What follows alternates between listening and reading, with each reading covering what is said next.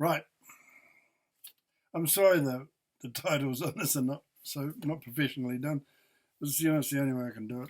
So I'm going to read on from where I got to in the last episode, and so this is the doctor's statement, and I need to organise myself a little bit better, and I got to say again now that I'm doing this now because I'm running out of time, and that is, I'm very sick at the moment. I've got severe heart failure, and I'm not going to last much longer. And this story needs to be told before I croak. And I, writing a book about it is all very well, but it could take me a couple of years to get the bloody thing published. So the thing about this is that it's going to be on YouTube and it'll be published. So anyway, to the doctor's statement. Also sworn on the 14th of April before I presume the coroner, because in the coroner's court. So this is, I want to note here that this statement was made 28 days after Christopher's death and also 28 days after Halford's statement. So, in a sense, those statements are separated, and what I'm suggesting here with this series of videos is that this story was made up. The story of Christopher's death was made up, and it's demonstrated by the bloody anomalies in these statements. And I think that the proposition here is that if one person makes up a story, then they've only one person that's got to remember it. But if a story's been made up collectively by a group of people, then everybody's going to have a slightly different version of it. Because, it depends on how much attention people apply to something like this while it's being made up. And so, they'd all have the gist of it. And so that's exactly what we've got here. We've got a situation where people are telling a different version of the same story. And to illustrate that, I'm going to read the statement. I want to note here the statement was made 28 days after Christopher's death and also 28 days after Halford's statement. And the good doctor may have not got a proper look at Halford's statement. And if it were read to him in the court, he may not have had time or presence of mind to see the differences in their two stories. And the stories are markedly different. So we have to remember here that Halford was on the scene of the accident, and so was the helicopter pilot. But the helicopter pilot, he's gone, he must have come back to the homestead and helped put the story together. And then he sort of rung from the homestead, called the paper and told them to make sure it was in the press that day, because it's dated the same day as the accident. I have a theory about Dr. Melville's involvement, but that will come later. I've said here. Being Julie, Dr. Oliver Mulvihill, Mulvihill,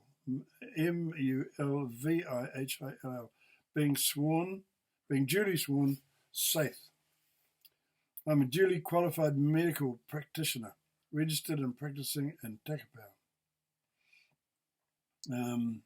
At about 11 a.m. on Thursday, the 19th of March 1953, as a result of telephone message received, I went to Orawara Station and was shown to the scene of an accident in which Sydney Christopher Rolleston had been killed. Okay, that's basically you can sort of see that that's the language that a JP or something like that would use. The deceased was lying, and I've highlighted this. The deceased was lying face down, with the rear wheel of an agricultural tractor lying across his head and across his head and the upper part of his back. Now, I have to go back and do this. I examined the body at 11:30 a.m. Life was extinct, and the only external injury was a minor abrasion on his nose. Post-mortem lividity of the face and neck was very marked. There were no injuries to the trunk or limbs. In my opinion, death had occurred approximately 1 hour previous to my examination and was due to asphyxiation, brought about by the weight of the tractor on the head and upper chest. So, he said, why didn't he say upper back? He said upper chest. He's contradicted himself. Earlier in the thing he said was lying face down with it on his head and the upper part of his back. That's pretty clear. But then, and then later on he says that on his head and upper chest. Why a doctor's not going to forget the detail of a body under a tractor? Just isn't. So that was sworn and signed before the coroner at Waipukurau, 14th April 1953, 26 days after the accident. The only external injury was a minor abrasion of his nose. This speaks for itself, and I want to say now that this statement and the policeman's statement both begin with the same sentence at about 11 a.m. on Thursday, 19th of March, 1953, as a result of a telephone message received. The same person's doing the typing. The reason I mention this is to make the point that this is being dictated in the coroner's hearing and with his or a stenographer's help, and they are using that stilted language of the legal system. That may reinforce my analysis of all this or damage it. Who knows? I don't know. I'm just doing this on a factual of what I see before me. One thing is, however, clear. According to the policeman's statement, the doctor was there before him. This policeman's statement is still to come. It seems that the doctor in Helford had cut a wire to allow the tractor to be moved so the doctor could release him from the weight of the tractor. I'm trying to picture how that would happen. That sort of seems odd to me. I thought it was very odd that somebody had gone over only a 9-foot slope and managed to get all the way off a tractor and underneath the wheel on both his back and his front. And this is not me being accused of Christopher Rolliston. This is me suggesting that this is a made-up story. It's me speculating that it's a made-up story. And that meant they needed wire cutters, and the doctor would not have them. And I doubt that a farmhead would unless he came prepared. And why would he? But of course the fencing gang would have wire clips, and that means to loosen a fence post, and the means to loosen a fence post. I said they mentioned loosening a fence post somewhere. Does that mean that they were on the scene too and able to help move the tractor off the body? And if they were, how come they didn't write a mention? The fences are up there and they've already been given their instructions because that was done presumably at 8:30 in the morning. But the doctor has described the way he found him like this. The deceased was lying face down with the rear wheel of an agricultural tractor lying across his head and the upper part of his back. Compare that with what Halford said he found. The left-hand side wheel of the tractor was resting on the deceased's chest. I saw that he was already dead. His face and head did not appear to be injured. There is an unambiguous difference in these two statements. One has the deceased face up and the other has it face down, and the other way of looking at that is one has the tractor lying on his back and the other has it lying on his chest. And I have to ask if the coroner noticed that and maybe he was given an explanation. Well, did the coroner notice it? Did he bloody read? Did he, surely, if this is, this is happening in real time with the coroner. He'd get to read Halford's statement and the other two would have been typed in his presence. Surely, he would have realised there were some anomalies. There is an unambiguous difference. Anyway, the doctor goes, there is an unambiguous difference. One has the deceased face up, the other face down, and I ask if the coroner noticed that, or maybe he was given an explanation. Doctor goes on to say, I examined the body at 11:30 a.m. after the policeman arrived, and I've put here, in brackets, after the policeman arrived to witness that, perhaps? Because, the policeman was last there. Life was extinct, obvious, and the only external injury was a minor abrasion on his nose. Post-mortem lividity of the face and neck was very marked. I tried to research this and became confused, but clearly lividity wasn't enough to obscure the abrasion on his nose. Not sure what a lividity means in that context. There were no injuries to the trunk or limbs. Interesting. This means rolled a tractor over a bank, ended up beneath it, never broke or damaged a limb or displayed crush injuries. All he had was an abrasion on his nose. But the key sentence here is this one. In my opinion, death had occurred approximately 1 hour previous to my examination and was due to asphyxiation brought about by the weight of a tractor on the head and upper chest.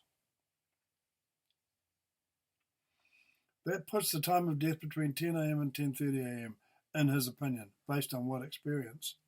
I'm interested to know how this man could have crashed a tractor over a bank and ended up underneath it with no injuries to speak of except a graze on his nose. This is what I've written here. It also occurs to me now, having used a Ferguson tractor, I go on to talk about Ferguson tractors a bit, and it doesn't matter. In defence of myself, having decided to publish this, I want an explanation of these anomalies that the coroner didn't ask for, but should have. And perhaps we have to either ask why, and if there is no one left alive to answer that, then we must be expected to speculate. That's just a fact. If a coroner's report was tabled today, people would want it bloody investigated. I have to say that at first, after that creepy phone call, I was reluctant to speculate. Now that I have had a good look at the coroner's report, I can see the gaping holes in it. I think it is right for me to question it. So as my last comment on the doctor's statement, I have to say the following. The doctor says that he fixes the time of death at around 10 a.m. That alone makes me think that any speculation about suicide needs to take into account the time of day when that might have happened. I will do that after we look at the policeman's statement. Here's the policeman's statement, right?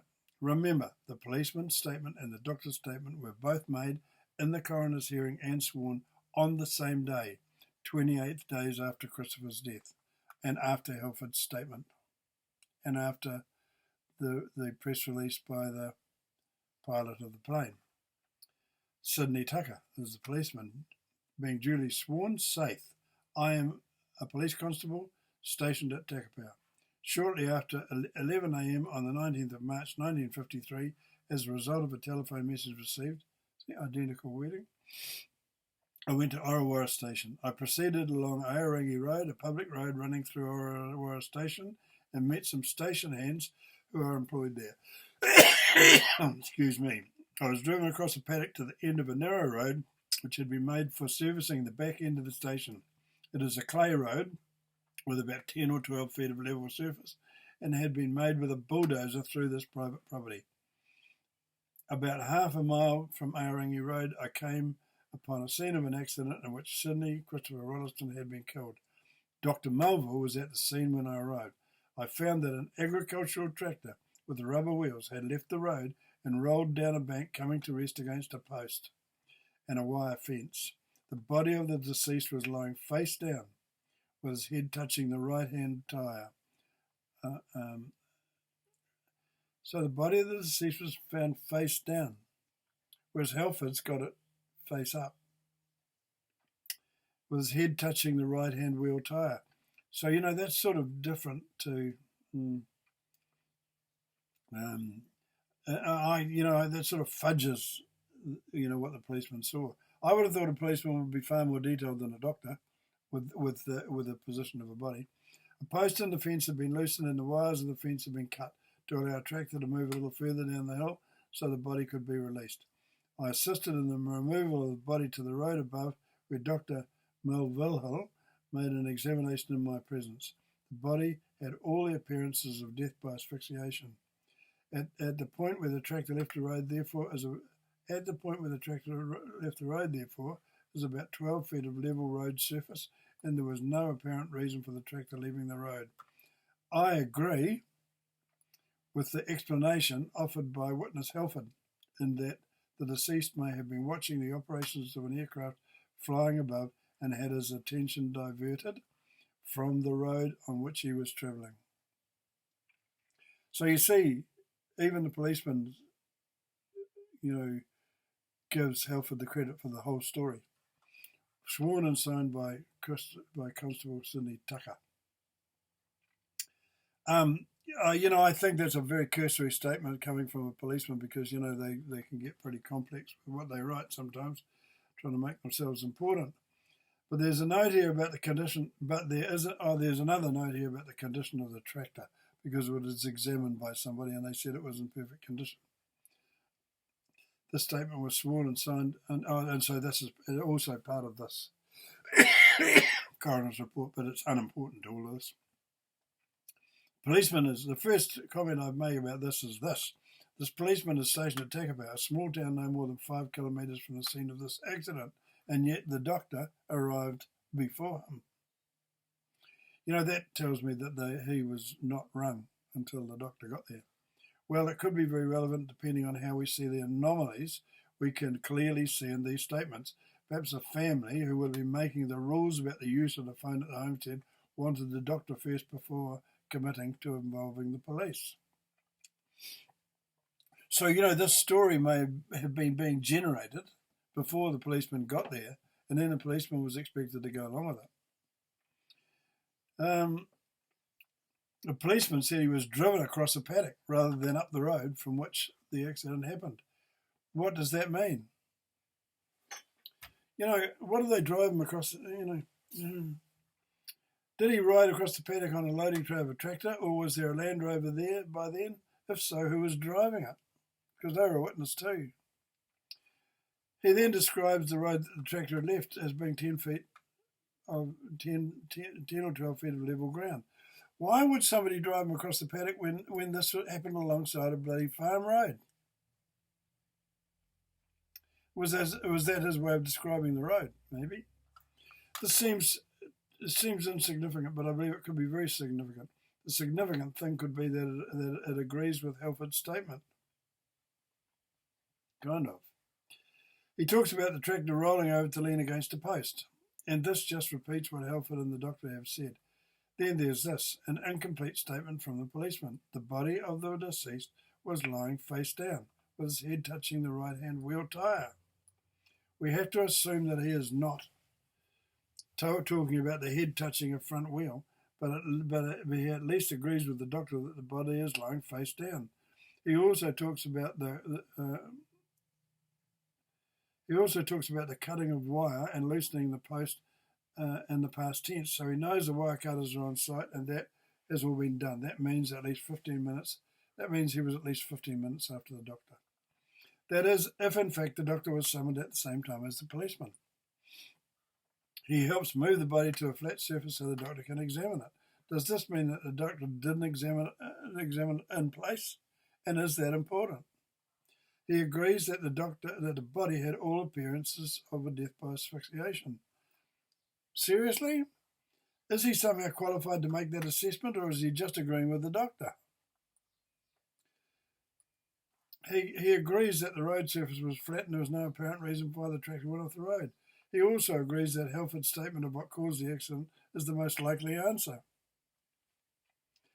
He has come on site to find a man who's gone over a little bank 9 feet from road to fence and got pinned under the tractor and decides that an on-site verdict of asphyxiation is reasonable? Really? We have to remember that the doctor and the policeman are giving evidence in person at the coroner's hearing. So I imagine would be inadvertently prompting each other. So I have to ask why would Christopher suicide? I don't know why I've asked it here. Somebody from his part. Oh no. I'm not going to read that. It's speculation by me about why he might have committed suicide. So all of that was, I'm up to 20 minutes. I'm going to stop in a minute, Well, that was May 20th, 2022. Then in late June 22, I got another phone call, but a person identified herself.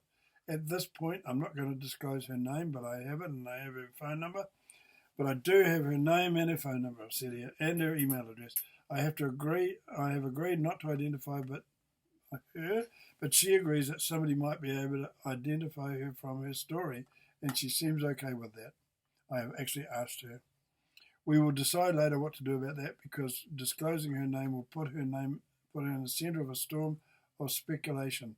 And 69 years after this event, that may be a problem for her. So, I'm going to read what she told me. I think I will read the rest of this because it may be another 30-minute one. She told me the following. Her father had a long connection with Orawara Station and the homestead. When she was 15, he told her about what really happened to Christopher. He committed suicide with a shotgun somewhere up around the coach house or stables, next to a tractor. He went on to tell her that everyone close enough to know or have been told were obviously greatly distressed, and the ones that knew what happened were gathered inside the homestead, and from our discussion we presumed that there was as many as 16 people in attendance, and perhaps a few more staff. The discussion was about instituting an elaborate cover-up, and if we are honest, that is not unusual in the case of high-profile suicides. They were, in order of importance, Mrs. Rolliston, Mr. Rolliston, Christopher's wife Jennifer, the doctor from Takapau, the policeman from Takapau, Halford, who was a staff member, the top-dressing pilot from Hastings, and perhaps as many as 6 or even 8 other staff, some household and some gardening. Most of the farm staff, and I have no clue how many, would have been either out on the farm or working or at the working area over by the Orawara Road, Aorangi Road intersection, almost a kilometre away, and would not be aware unless told. Generally speaking, the farm staff would stay away from the homestead grounds unless invited or to do a specific job, except a gardener or 2 who would be considered domestic staff. The lady who called me, from now on I'll call her my witness, said her father, who was working there at the time, told her that they all in this meeting in the house, and he was not one of them, agreed that this terrible event should be covered up for the general benefit of all, the family, the staff, and the wider community. She said that her father speculated, was either told or it had become gossip, that there were problems between Christopher's mother and his wife, and that as a result of that his wife had decided to return to her home in Kenya, and that she would take their child with her. Now, this is me just speculating about the dynamics in that room. All right? This to come is me speculating. Because, at this point, what else can you do? The policeman is the key to all this, because without his or the doctor's agreement, this conspiracy to cover up a suicide would go nowhere. If he was of long experience, as one might expect of a sole-charge constable in a small town, he may well have dealt with suicides before, and there might even have been a police policy on it if a sole-charge policeman was sure it wasn't murder. We are talking 1953 and a high-profile war hero here. And at that time, that war and the hero status was still taken into account. It just was. People who went to war seen in a different light now than what they were back then. They were important. Should still be, but, because it had only ended 8 years earlier, and the people suffering as invalids as a result of that were still in evidence looking for arms in the street. Arms as in money. I saw them myself as a kid, when my grandmother, a pensioner, would give them small change if she had some. So 1953 had not yet faded from the national consciousness. It would be familiar to this policeman that families, especially prominent ones, would do whatever they could to cover such an event up. And in this case, it was the most distinguished and influential family in the region. To add to the gravitas of that, they were all gathered in a great and very imposing mansion, a very overt symbol of authority, and Mrs. Rolliston, the lady in charge, is a formidable woman. And I suspect the policeman will be trying to accommodate her wishes while assessing the chances of them getting away with a deception. or a cover-up. He can see that the three most important people in the room want a cover-up, and they are Christopher's parents, Mr. and Mrs. Rolliston, and his wife, who I suspect would be all in agreement, and some of the staff, for obvious reasons, would be in agreement as well. To begin with, the policeman would just listen and try and read the room. The doctor would have been sympathetic because he, like policemen, might have dealt with suicides before too, and in some cases it would be easy for a doctor to cover up such a death, overdose perhaps, he could call it something else. He would know to keep quiet until he had a lead from the policeman, because he's the key. But he and the policeman would know that they were the key to this and would quietly consult with each other, I reckon. And Mrs. Rolliston would be sure to allow them privacy to do that. She wasn't a stupid woman. She would get the dynamics. The wild card would be the top dressing pilot, but he will want to stand by his client because he may well have known Christopher. It would not be inconceivable that he may have also been a veteran of the war as a pilot in the Air Force, and a lot of Kiwis flew in the Battle of Britain. They just did. Also, of course, as farm manager, Christopher could have commissioned him to do the top dressing job. But to have a conspiracy, it is essential that they all have a story that will stand up. Then that's where Halford steps up. And in my feelings upon reading his statement is that he might have been a favourite among the farming staff. Hence he was working close to the homestead, and he, judging by his statement, is the one who it seems was making up the tractor story. And that might have been prompted by the fact that Christopher's body was found by a tractor somewhere close to the coach house. So everything indicates that he was indeed the person who found him, perhaps alerted by a gunshot, and he had the imagination to create the story. It is the thing we need to note about making up and telling outright lies. It would have been more socially acceptable in the circumstances for Halford to do that rather than any of the people in positions of authority. As I said before, it's one thing to generate a lie, it's another one to go along with it. Then there was the sound of a gunshot. I have to say here that my experience in my 23 years at Orawara was that a gunshot on a farm would most usually be regarded as someone dispatching a pest, possum or an injured animal, or even having target practice.